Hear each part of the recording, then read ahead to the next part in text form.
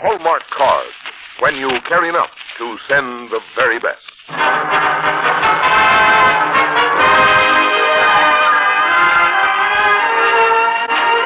from Hollywood, the makers of Hallmark cards present Lionel Barrymore, starring as Scrooge in Charles Dickens' classic, A Christmas Carol, on the Hallmark Hall of Fame.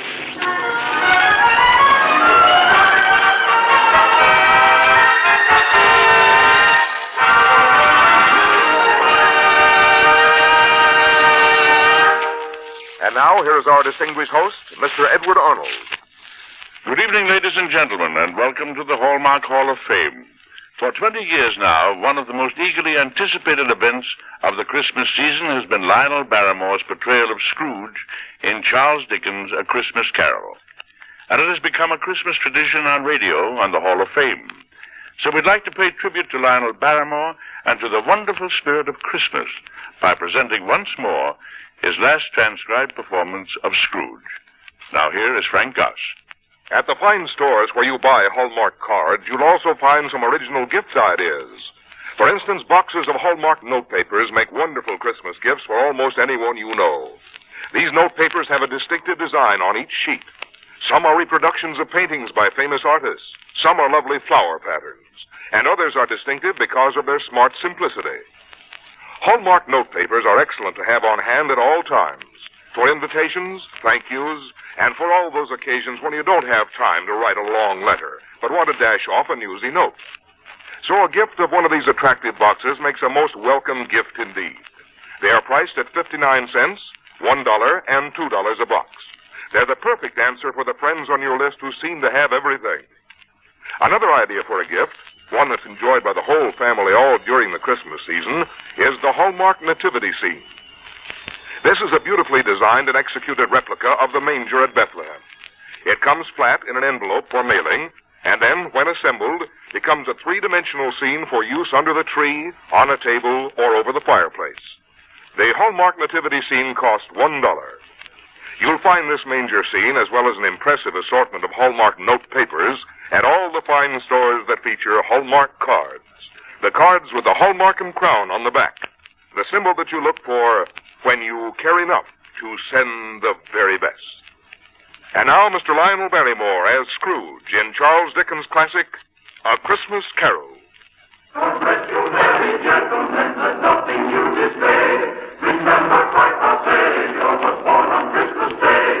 To save us all from Satan's power, we were gone astray. Oh, tidings of comfort and joy, comfort and joy. Oh, tidings of comfort and joy. Once upon a Christmas Eve, in a dank and dismal street, there stood the counting house of Scrooge and Marley.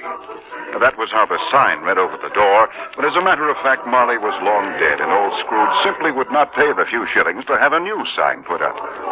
It was cold, bleak, biting weather, and as old Scrooge pored over his cash books, he could hear his clerk stepping about in the dreary cell where he worked. Cratchit? Bob Cratchit! Yes, Mr. Scrooge? Shall I hire a fiddler to accompany your dancing? Or will you perhaps do a bit of the work for which I'm paying you? I was trying to warm my hands and feet, Mr. Scrooge. There's no fire in my stove. And there'll be no pay in your pocket either, if you're not careful, sir. You understand? Yes, Mr. Scrooge. Sorry, Mr. Scrooge.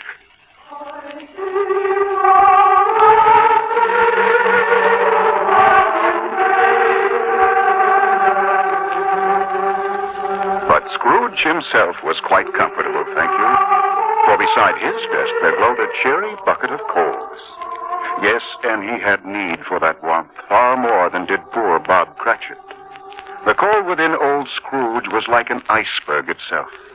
It was a coal that crackled with the freezing glance of his eyes, that nipped his pointed nose, shriveled his old cheeks, and turned his thin lips blue. It was a coal that did not thaw even at the sight of his own nephew. A Merry Christmas, Uncle. Huh? What's that? I said Merry Christmas. Ah, humbug. Christmas, a humbug. You don't mean that, Uncle. I do. Merry Christmas. What right have you to be merry? You're poor enough. What right have you to be dismal? You're rich enough.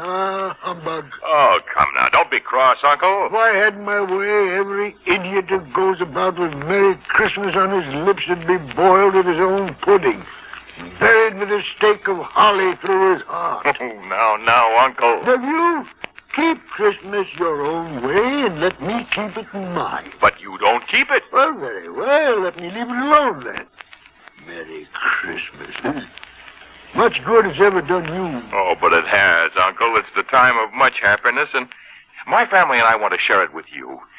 Come, say you'll dine with us tomorrow night. Yes, good afternoon, nephew. We ask nothing of you, Uncle, except to see you. And what better time than Christmas? Good afternoon. Very well, but remember, if you change your mind... Good afternoon. A Merry Christmas, Uncle, and a Happy New Year. Good afternoon. Sleeping happy and happy all the way to the way. Sleeping by their dear bones, so merrily they sing. So merrily they sing. Old Scrooge had hardly gotten back to his cash books when the front door banged again. This time there were two visitors. How do you do, sir? Have we the pleasure of addressing Mr. Scrooge or Mr. Marley? Mr. Marley has been dead these 7 years. I keep his name over the door, but he died 7 years ago this very night. But come, what do you want? At this glad season of the year, Mr. Scrooge, we desire to make some slight provision for the poor and destitute. Poor? Are there no prisons? Oh, indeed, yes, sir. And the workhouses, are they still in operation? Both very busy, sir. It is on behalf of those who live in fear of prison and workhouse that we are endeavoring to raise a fund, sir. How much shall we put you down for? Nothing. Ah, you wish to be anonymous. I wish to be left alone. Mr. Scrooge. I don't make merry myself at Christmas, and I can't afford to make idle people merry. I help to support prisons and workhouses, and those who are badly off must go there. But many would rather die, sir. And so decrease the surplus population. Mr. Scrooge. Gentlemen, I don't interfere in other people's business, for mine occupies me constantly. And so, good day, gentlemen. Good day.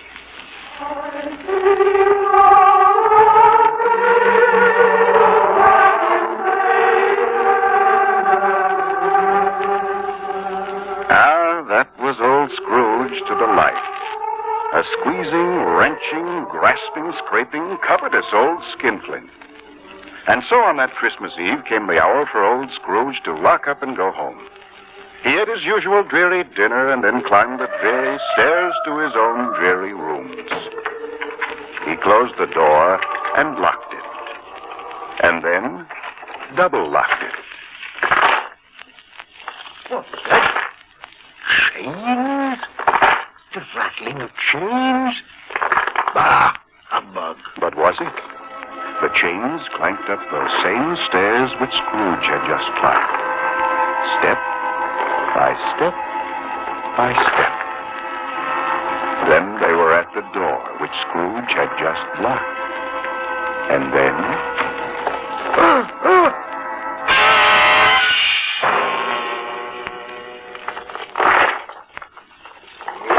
Ebenezer Scrooge, Ebenezer Scrooge.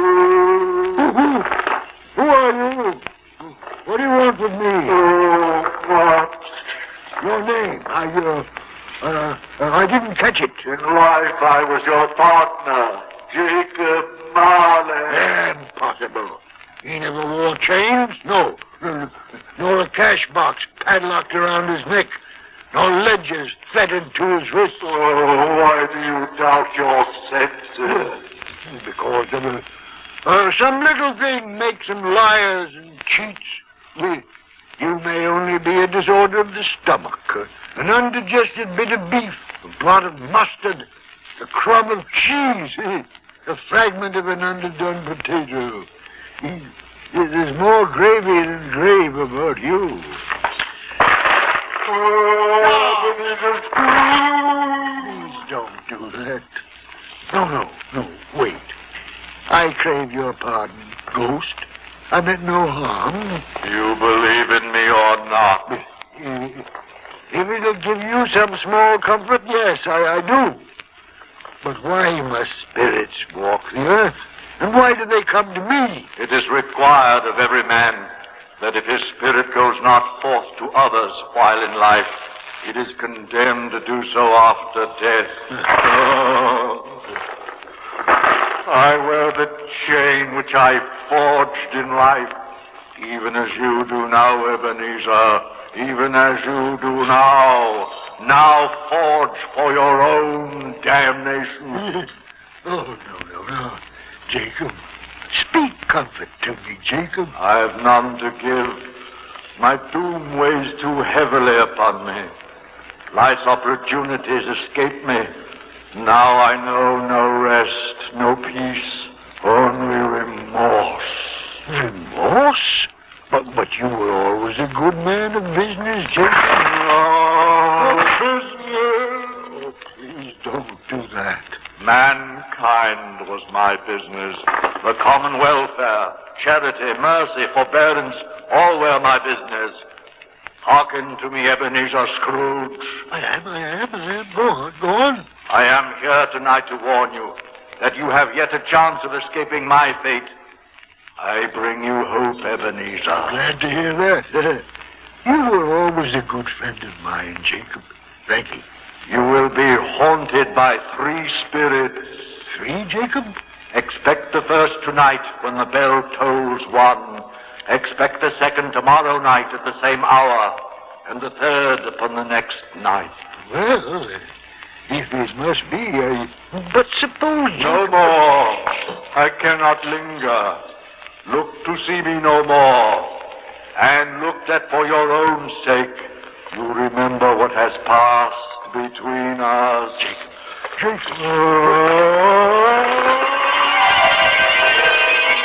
Old Scrooge jumped up from his chair and stared wildly about. Everything was exactly as before. The door still locked, and the fire still glowed cozily within the grate. I must have dozed off. Yes, that's it. A dream and nothing more. But once he laid his troubled head upon the pillow, Scrooge remembered the ghostly warning. There would be another visitor when the bell tolled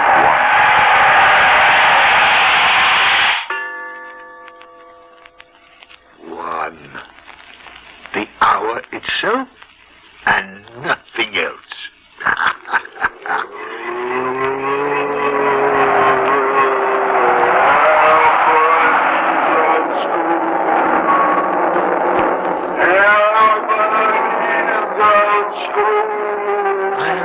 I am. That's my name. But who and what are you? I am the ghost of Christmas past. Huh? Long past? No, Ebenezer, your past. Ah, mine? Humbug. Why mine? If you must bedevil some honest mortal, pray go elsewhere, sir. Rise and walk with me. What?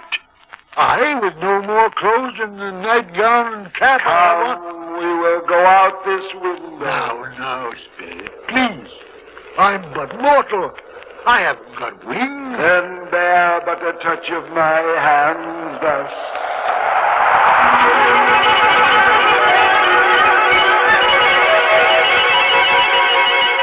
Look down, Ebenezer. What do you see? A schoolroom and a child reading in a desk. A solitary child, neglected by his friends. Aye, you remember him, Scrooge? I do. One Christmas time, he sat there reading of Alibaba and Robinson Crusoe and the wonders he should see when he grew up. Yes, I was that child's spirit. I wish. No, it's too late now. You wish what? Nothing. There was a boy singing a Christmas carol at my door last night. I should have liked to give him something. That's all. Come, let us see another Christmas. Look again, Ebenezer. Do you know this warehouse? Yes, it is. It is the very place. While still a boy, I was apprenticed here. Let us go in. Oh, there! Ebenezer! Dick! Why, it's Fezziwig, bless his heart. It's Fezziwig, alive again. No more work tonight, my boys. Christmas Eve, Dick. Christmas, Ebenezer. Time for the fiddler and a bit of food. Oh, dear old Fezziwig. He was a kind master to all of us. A fiddler and a bit of food. What's that to merit such praise? A poor Christmas that costs but a few pounds. A few pounds. Oh, but the happiness it brought us all. As great as if it had cost a fortune. You sigh. There's something... Nothing particular. But I should like to say a word or two to my clock just now. Oh, that's all. My time grows short. One shadow more. Show me no more. I can't bear it. Remove me and take me home.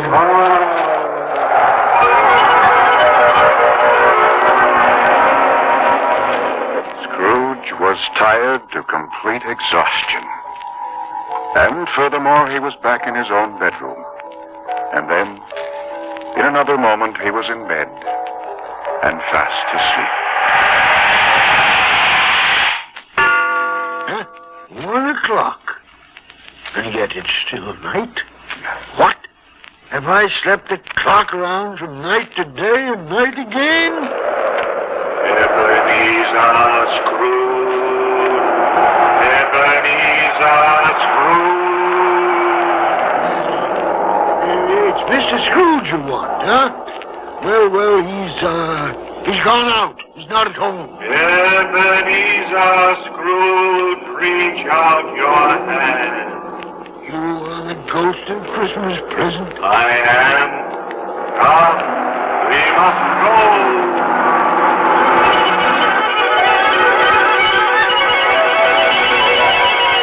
Whose house is this, Spirit? What poor people live in such a shabby hovel? Surely they must be some unfortunates with no man to provide. He provides as best he can on the little that you pay him. I pay him? Why, is this Bob Cratchit? Come, let us go in. Belinda, Martha, set the table, my dear. It's all but done, Mother. And so is the goose. All we want now is your dear father and Tiny Tim. He's coming now, Mother. And there's Tiny Tim on his shoulder.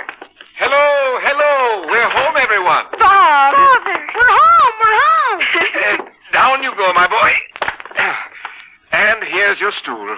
Belinda, take your father's muffler, and Martha, put the pot on the hob. Yes, Mother. Bob, Yes, my dear. was the church service too long for little Tim? Did he behave? As good as gold and better. He told me coming home that he hoped the people saw him in the church because he was a cripple, and it might be pleasant for them to remember on Christmas Day who made lame beggars walk and blind men see.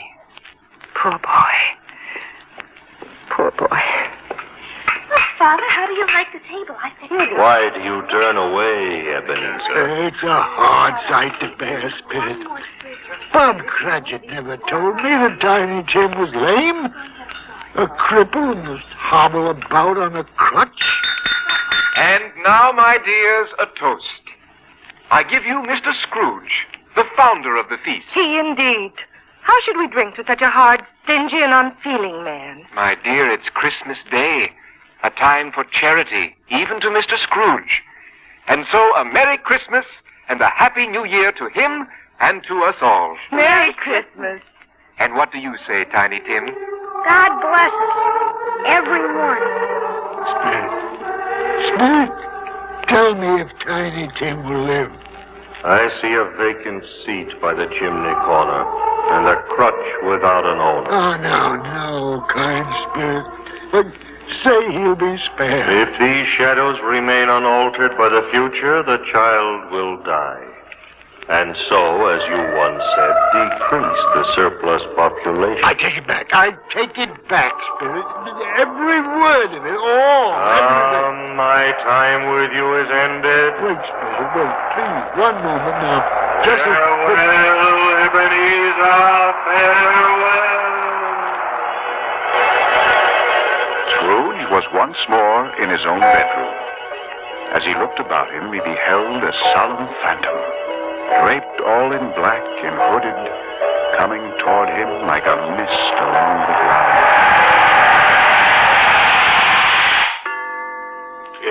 Ebenezer Scrooge. Am I in the presence of the ghost of Christmas yet to come? Oh, Ebenezer Scrooge. Ghost of the future. I fear you more than any specter I've yet met. Come with me.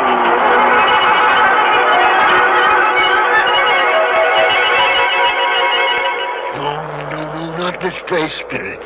Let's go quickly. Stay. What do you see? A maze of weeds and shaggy trees and stone slabs tilting toward the ground. Here lie the forgotten, the unloved, the unmourned. Look down. Read the words upon this stone. Ebenezer Scrooge. No, Spirit, no. I'm not the man I was. Good Spirit, tell me I may sponge away the writing on this terrible stone and say that I may yet change these shadows by an altered life. How will you alter it? I'll honor Christmas in my heart and keep it all the year. I live in the past, the present, and the future. The spirits of all three shall strive within me. Now this I promise, Spirit. I do. I promise. Scrooge was on his knees. He held up his hands to the ghost in one last prayer for mercy. And as he did so, the phantom's hood and dress shrank, then collapsed, and dwindled down into a bedpost.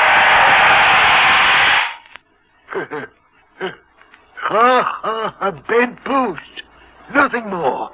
I am safe in my own room. It was all a dream. Look, it's daylight. And church bells. Can it be Sunday? Hello down there. Hey, you, boy. Yes, sir? Tell me, my fine fella, what's today? Today, sir?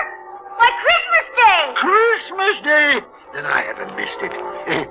Boy, do you know the poulterer's shop at the corner? I should think I do, sir. Ah, a remarkable boy. And do they still have the prize turkey in the window? You mean the little one? No, the big one. It's hanging there now, sir. Good. Now, go and tell him to fetch it here, my boy. Come back with the turkey and I'll give you a shilling. Come back in less than 5 minutes, I'll give you half a crown. Yes, sir. Look at him. I'll send it to Bob Cratchit. He shan't know who sent it. And Tiny Tim will find it twice his own size. Wonderful day. Wonderful. And now to get dressed and be doing.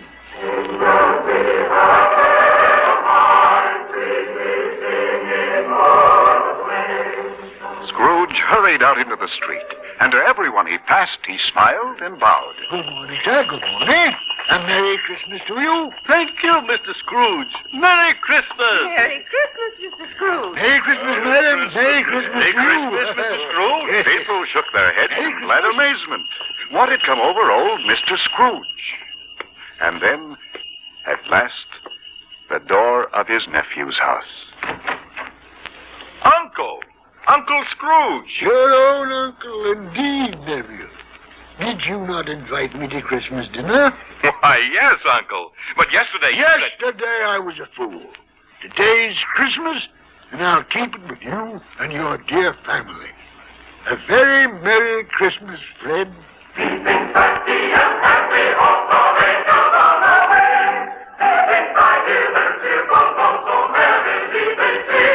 so Christmas Day passed most happily. But the next morning, Scrooge was early at the office. 9 o'clock, and no Bob Cratchit. 1:15, no Bob. Scrooge wound his watch and frowned, and waited. Cratchit? Yes, Mr. Scrooge? Step this way, sir, if you please. Yes, Mr. Scrooge? And now, what do you mean by coming here at this time of day? I'm very sorry, sir. I am behind my time, I'm afraid. I should think you are. But it's only once a year, sir. It won't be repeated. Indeed it won't. Indeed it won't. I'll tell you what, my friend. I'm not going to stand this sort of thing any longer. Therefore, Cratchit. Yes, sir? I am about to raise your salary. Mr. Scrooge, you don't mean it. Don't I? Ha ha! A Merry Christmas, Bob. A Merry Christmas than I've given you for many a year. I'll raise your salary and endeavor to assist your struggling family. We'll discuss your affairs this very afternoon, but first, make up the fires and buy yourself a scuttle of coal. And do it before you dot another I, Bob Cratchit.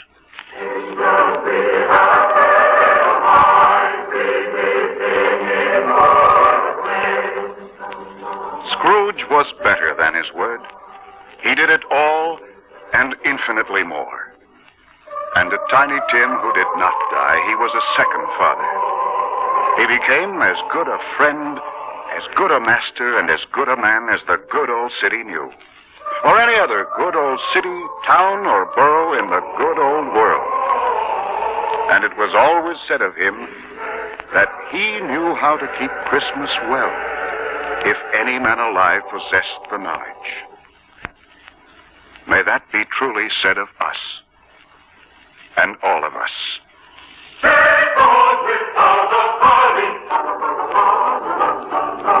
Tis the season to be jolly.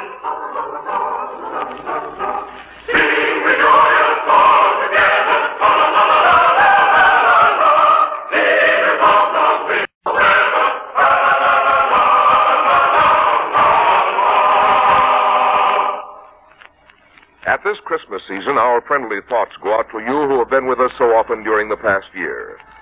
Tonight, I bring you Christmas greetings from the makers of Hallmark cards, from the fine stores where Hallmark cards are sold, and from all of us on the Hallmark Hall of Fame. May your Christmas be merry with laughter and cheer, bright as the Christmas star. The friendliest greetings from all of us here to you, wherever you are. And now here again is Edward Arnold. Thank you, Frank. Next week, we are privileged to bring you a true story from the life of Mr. J. Edgar Hoover, as we salute him and the FBI on the Hallmark Hall of Fame. When we meet on Sunday, Christmas will be over. So now, from all of us on the Hallmark Hall of Fame program, our warmest wishes for a most Merry Christmas to you and your family. Good night.